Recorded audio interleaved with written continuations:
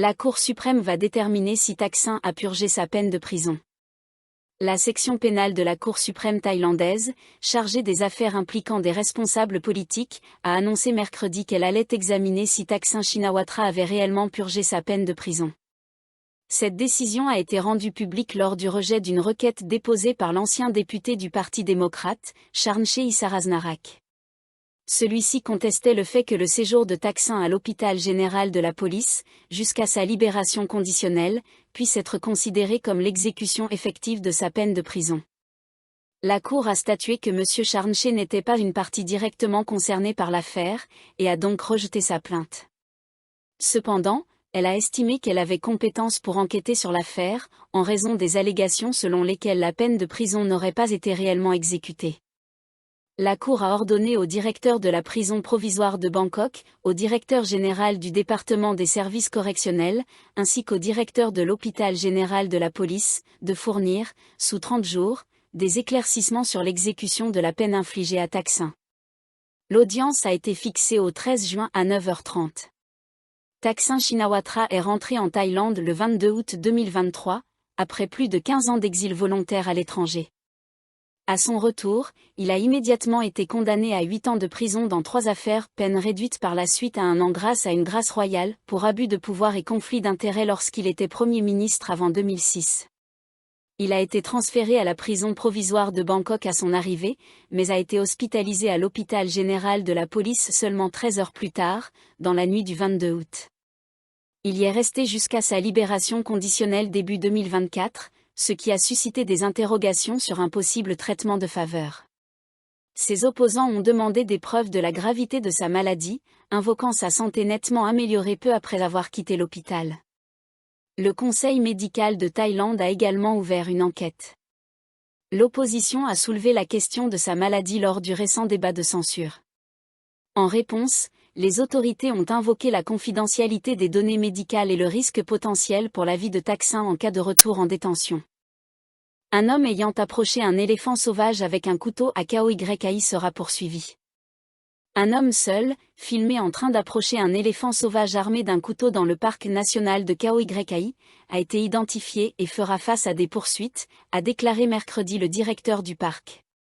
Atapol Karo-Anchansa, directeur général du département des parcs nationaux, de la faune et de la flore, DNP, a indiqué que l'individu en question serait un soldat thaïlandais, soldat de première classe âgé d'environ 30 ans, ayant des antécédents de troubles mentaux. La scène a été diffusée mardi sur les réseaux sociaux par la page Facebook Where is the Elephant? On y voit un homme seul, vêtu d'une veste noire, le visage couvert, un couteau dans la main gauche et une guitare en bandoulière, marchant directement vers un éléphant mâle sauvage. Sa main droite est levée, formant un geste hockey, pouce et index réunis en cercle, les autres doigts tendus. L'homme semble vouloir toucher l'animal, mais l'éléphant recule prudemment. Tu as eu de la chance de t'en sortir avec un simple geste hockey, mais la prochaine fois tu n'auras peut-être pas cette chance, a commenté l'auteur de la publication. L'incident s'est produit à Tung Khao Keo, dans le Tambon Intang, district de Muang, province de Nakhon Nayok, zone intégrée au parc national de Khao Yai, selon Cheya Huonton, directeur du parc. Ce dernier a précisé que l'homme avait enfreint plusieurs règles du règlement des parcs nationaux, il était porteur d'une arme, ce qui est interdit, et il n'a pas respecté les instructions des autorités du parc. L'homme a été identifié et sera poursuivi en justice, a confirmé M. Cheya. Il a rappelé que tous les visiteurs sont strictement avertis de ne jamais s'approcher des éléphants sauvages, qui peuvent devenir extrêmement dangereux s'ils se sentent menacés. De son côté, M. Atapol a ajouté que l'homme serait toujours caché dans la zone du parc. Des caméras de surveillance l'ont repéré se déplaçant à moto. Une opération de recherche a été lancée, avec des rangers déployés autour de la zone présumée où il se cacherait. Koh Phangan, des panneaux interdisant la nudité publique installés sur les plages après de nombreuses plaintes.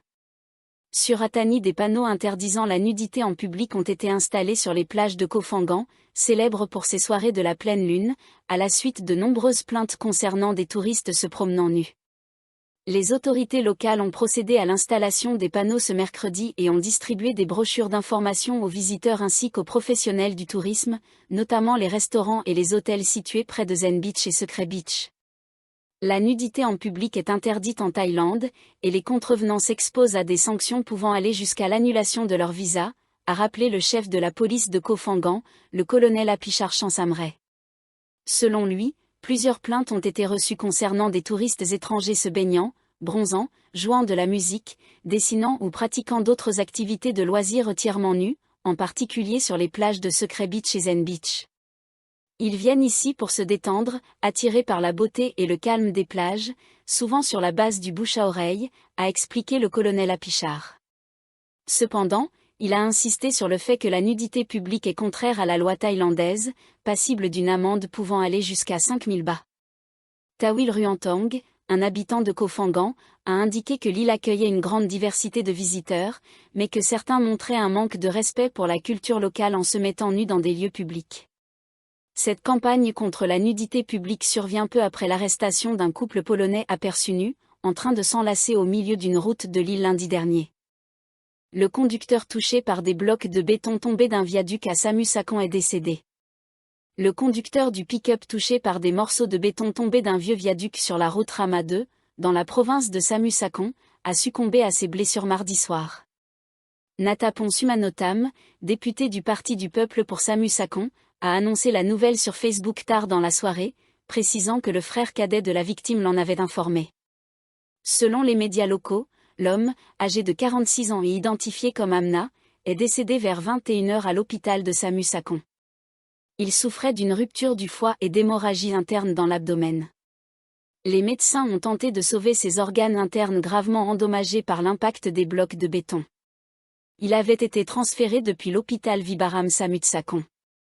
Le pick-up d'Amna a été percuté par 2 blocs de béton d'environ 30 cm de large sur 50 cm de long, tombés mardi matin du côté extérieur de la route Rama 2, dans le district de Muam. Selon les autorités des transports, ces morceaux de béton proviendraient du viaduc Mahachekratambaen, vieux de plus de 30 ans. Le député Natapon a précisé qu'Amna était originaire de la province de Nakhon Sawan et résidait dans le Tambon Phan Thai Norasing, district de Muam, à Samut-Sakhon.